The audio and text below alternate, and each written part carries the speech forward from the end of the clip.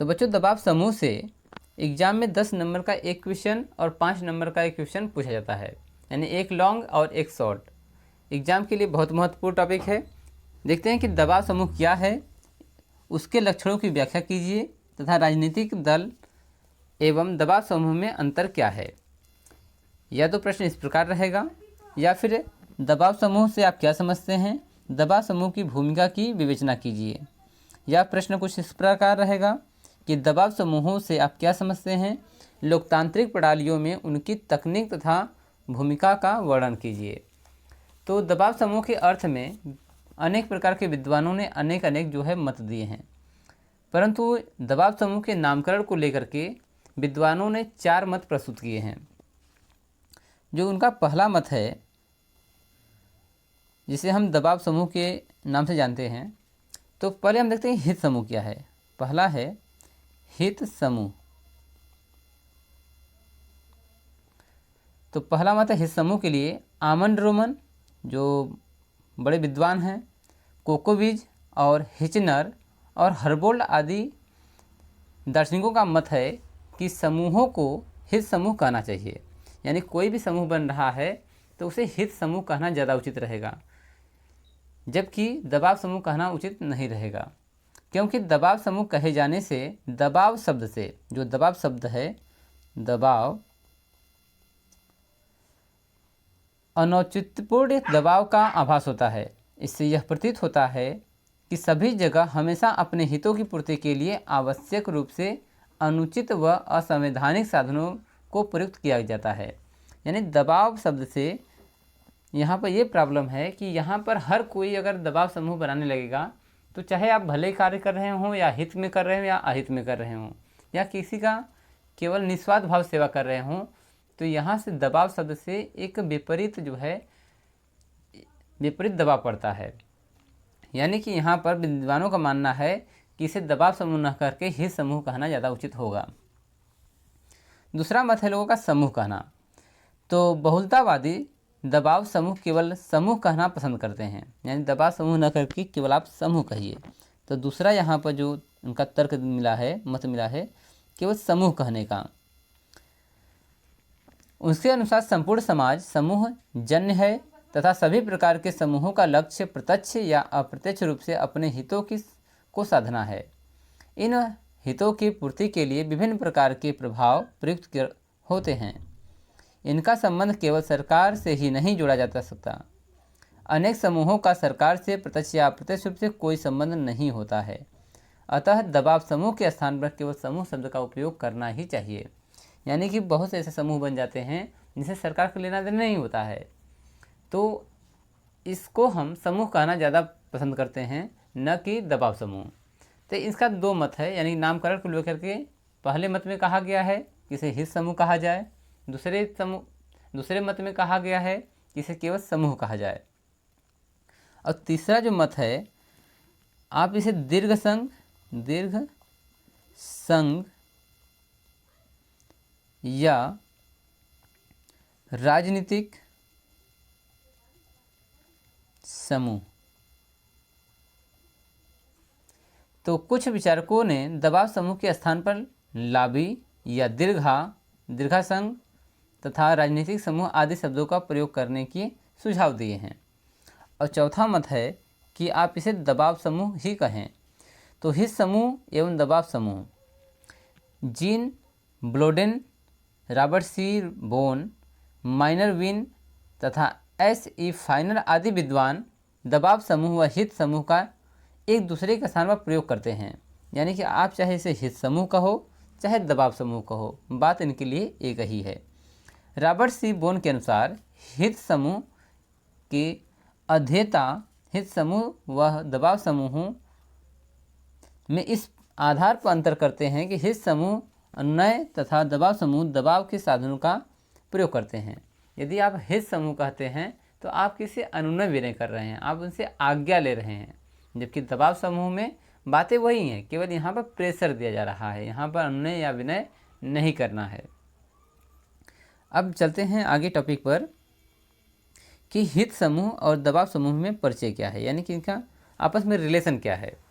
तो हित समूह यानी इंटरेस्ट ग्रुप, प्रत्येक समाज में कृषक होते हैं, पूंजीपति होते हैं, भूमिपति होते हैं, शिक्षक होते हैं और सरकारी कर्मचारी तथा मजदूर व अन्य व्यवसायियों के विभिन्न प्रकार के हित पाए जाते हैं। जब एक ही प्रकार के हित रखने वाले लोग, जब एक ही प्रकार का हित हो तो इन सभी के लिए कोई संगठित रूप धारण कर लेते हैं तो उसे हित समूह कहा जाता है। यानी चाहे वह कोई भी हो, चाहे पूंजीपति हो, कृषक हो, भूमिपति हो, यदि सभी लोगों का एक ही हित है तो एक ग्रुप बना लेंगे और इन्हीं ग्रुप को हम हित ग्रुप भी कहते हैं या हित समूह भी कहते हैं। और नंबर 2 है दबाव समूह, प्रेशर ग्रुप। जब कोई हित समूह अपने उद्देश्यों की पूर्ति के लिए सरकार से सहायता चाहने लगता है और विधानमंडल के सदस्यों को इस रूप में प्रभावित करने का प्रयत्न करने लगता है कि सामान्य कानूनों का निर्माण अथवा उसमें संशोधन करते समय उनके हितों को ध्यान में रखा जाए, तो वह दबाव समूह का रूप धारण कर लेता है। यानी कोई भी अगर हितकारी ग्रुप है, जो कई लोगों के हित अगर एक ही हैं, तो यदि कोई विधानमंडल के सदस्यों में या फिर संविधान में यदि कोई संशोधन हो रहा है तो इनके हितों को ध्यान में रखकर ही यानी संविधान में संशोधन किया जाए, यही दबाव समूह कहलाता है। अब देखते हैं कि दबाव समूह की परिभाषा क्या है। Definition of pressure group.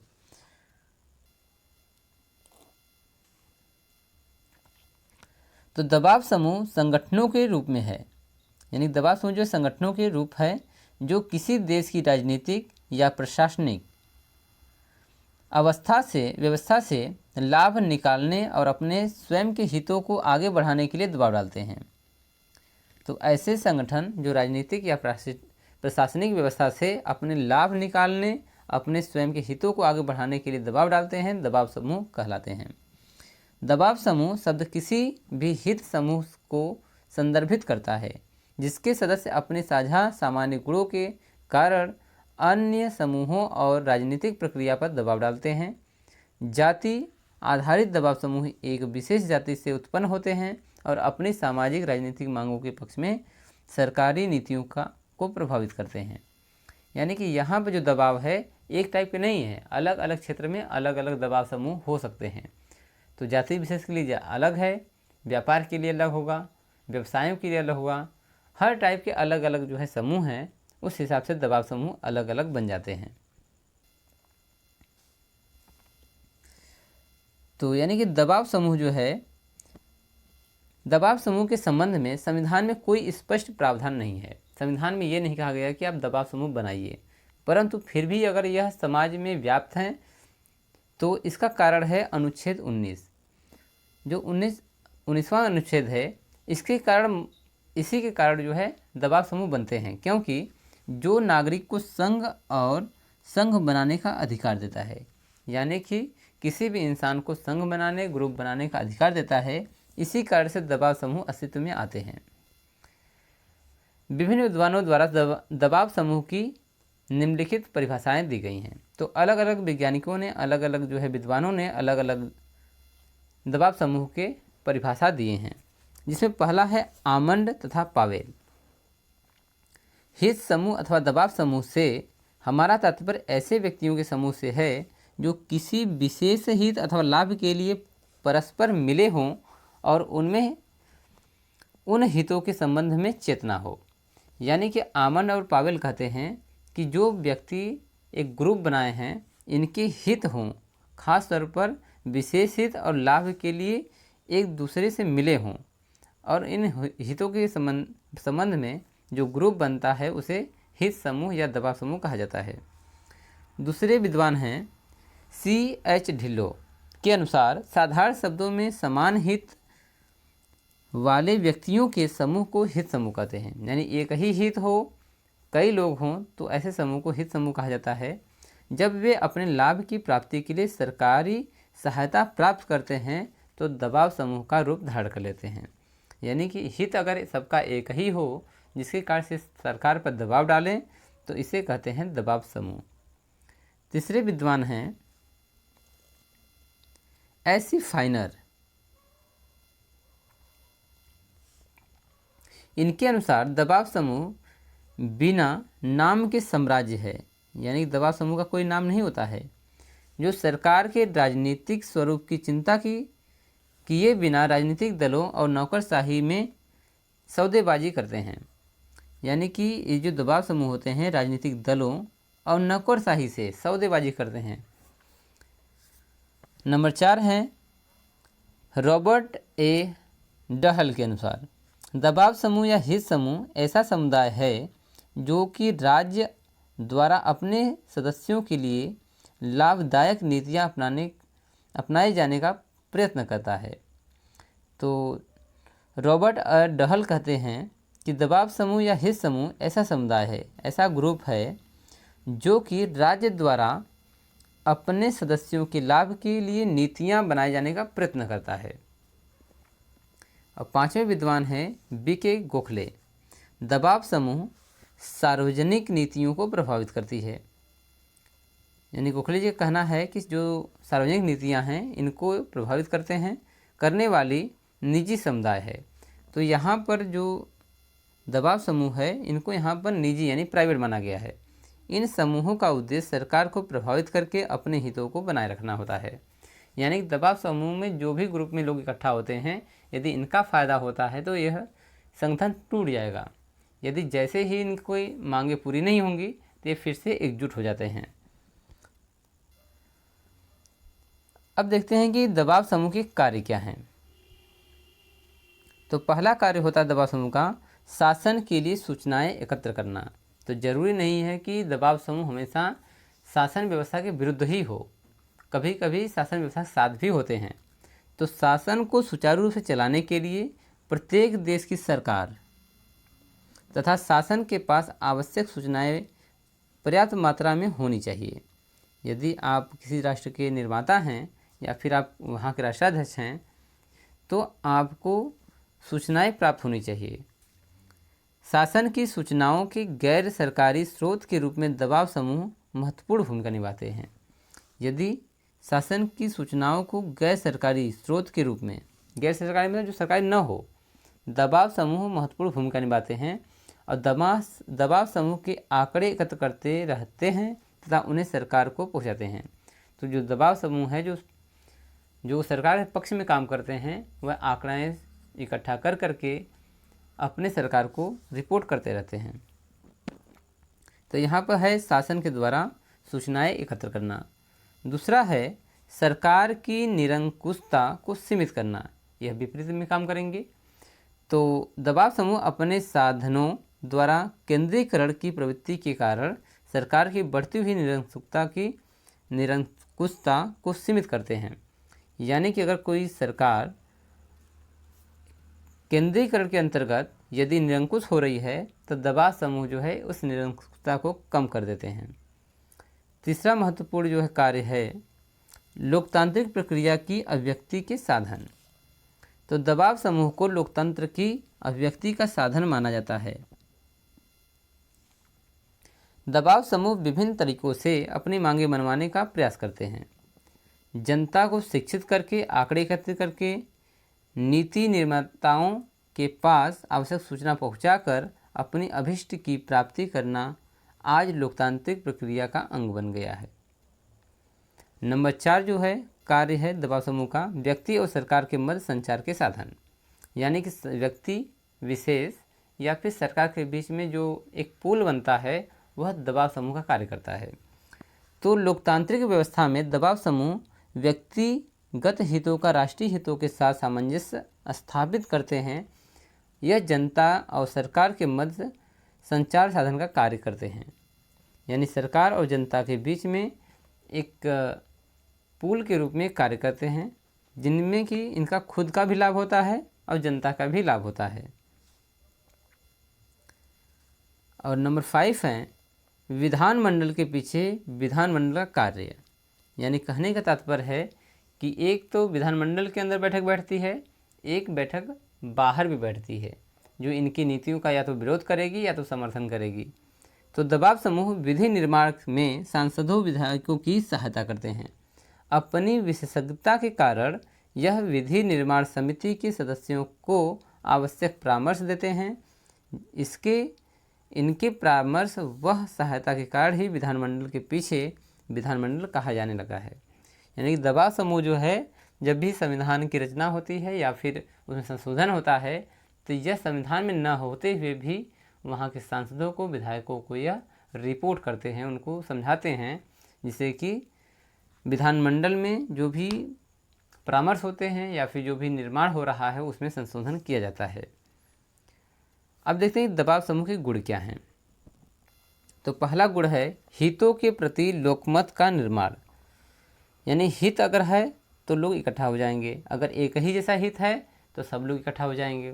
तो इसके लिए दबाव गुटों का प्रमुख लाभ यह है कि इन गुटों के माध्यम से जनता को यह पता चलता है कि उनके हित किन किन बातों में निहित हैं। यदि दबाव घुटना हो तो जनता को यह पता न चले कि कौन सी बात में उनका हित छुपा हुआ है। दबाव गुट ही किसी विचारधारा के पक्ष में स्वस्थ लोकमत का निर्माण करने में सफल हो सकते हैं। यानी कि दबाव समूह अगर पुल का काम करती है तो जनता के बीच में बातें पता चलती हैं कि क्या सरकार जो है हमारी नीतियाँ लेकर आ रही हैं।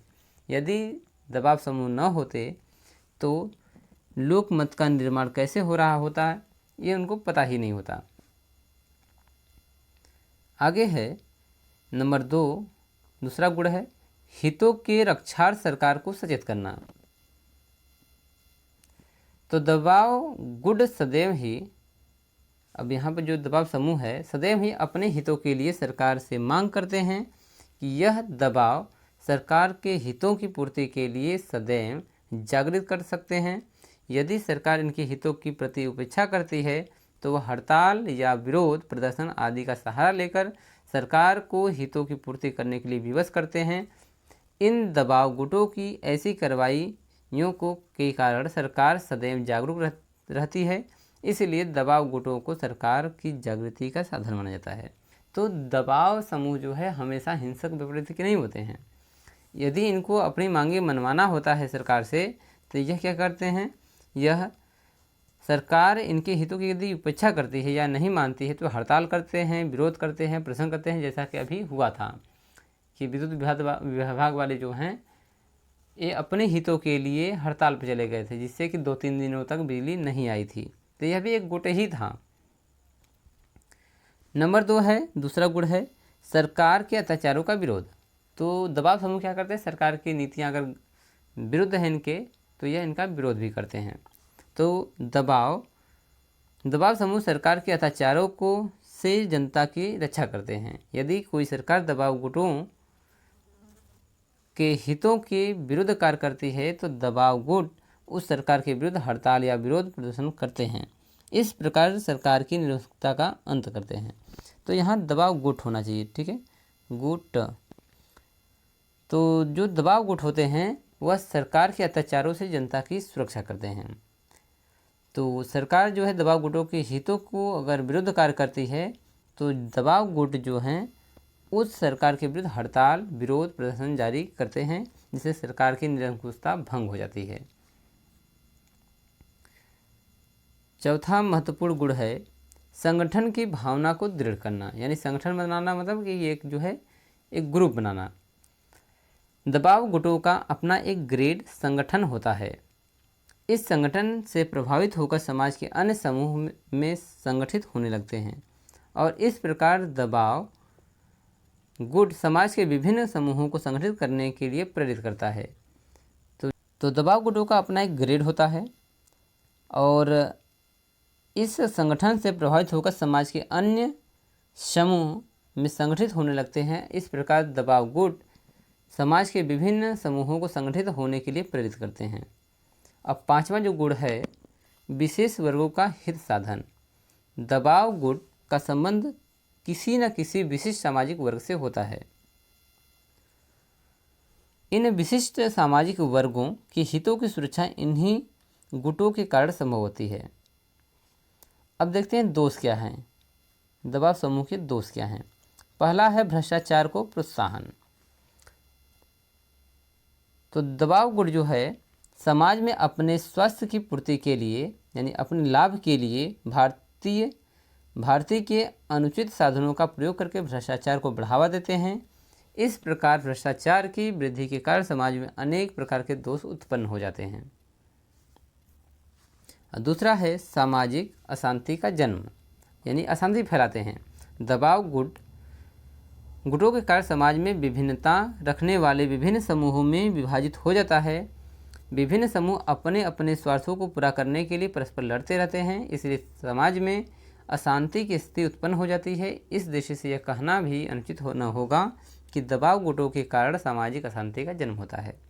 यदि सामाजिक अशांति का जन्म लेने का मेन रीजन है कि यदि एक का लाभ हो रहा है, दूसरे घाटा हो रहा है, तो कई गुटों में बट जाएंगे, अपने अपने लाभ के लिए अलग से जो है धरना प्रदर्शन तमाम तरह की चीज़ें करने लगते हैं, जिससे अशांति का कारण बनता है।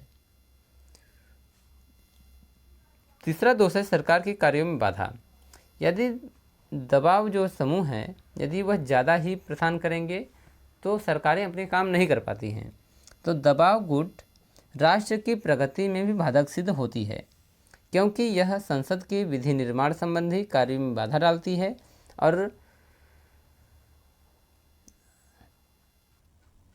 और इस प्रकार अनुचित प्रभाव डालकर प्रकाशकीय कुशलता को कम कर सकते हैं। यानी कि यहाँ पर जो है विधि निर्माण में जो बातें चल रही हैं, इनमें रुकावट आ जाती है, जिसके कारण से राष्ट्र की प्रगति में बाधा होता है।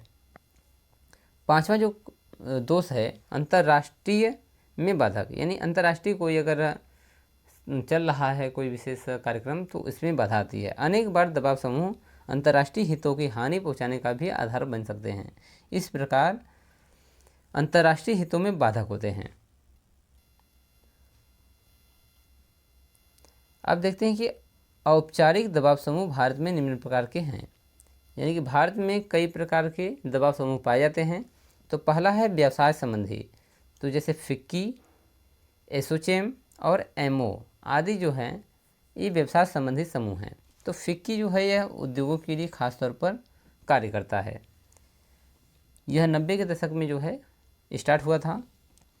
दूसरा है व्यापार संघ, व्यापारियों के लिए एक संघ है जिसका नाम है AITUC, या दूसरा है INTUC या HMS या CITU। ये सभी जो हैं व्यापार संघ के गुट हैं। और नंबर 3 है खेतिहर समूह, जैसे भारतीय किसान यूनियन, ऑल इंडिया किसान सभा, भारतीय किसान सभा, ये सभी जो है खेतिहर मजदूरों के लिए, किसानों के लिए 3 गुट बनाए गए हैं। छात्रों के लिए जैसे ABVP, NSUI, AISA, ये सभी छात्र संघ के समूह हैं। पांचवा है पेशेवर समितियां, जैसे Indian medical association, bar council of India आदि जो है पेशेवर समितियां हैं। धार्मिक संगठन के रूप में RSS, विहिप, जमात इस्लामी, शिरोमणि अकाली दल आदि जो है धार्मिक संगठन है। इस समय जो है खालिस्तान को लेकर के शिरोमणि अकाली दल जो है एक्टिव है। ये भी एक दबाव समूह है धार्मिक तौर पर। और नंबर 7 है जाति समूह, जैसे हरिजन सेवक संघ, तो हरिजनों ने भी अपने एक समूह बनाया है, हरिजन सेवक संघ, कायस्थ समूह, ब्राह्मण सभा, राजपूत समूह आदि जो हैं इनके कई जातियां हैं, कई प्रकार के यहाँ पर गुट बने हुए हैं। 8वां है भाषागत समूह, जैसे तमिल संघ, नागरी प्रचारी सभा, हिंदी साहित्य सम्मेलन, ये सभी जो है भाषा के आधार पर गुट बने हुए हैं। और नंबर 9 है आदिवासी संगठन समूह, जैसे NSSCN, PLA, JMM, TNU आदि जो है आदिवासी संगठन हैं।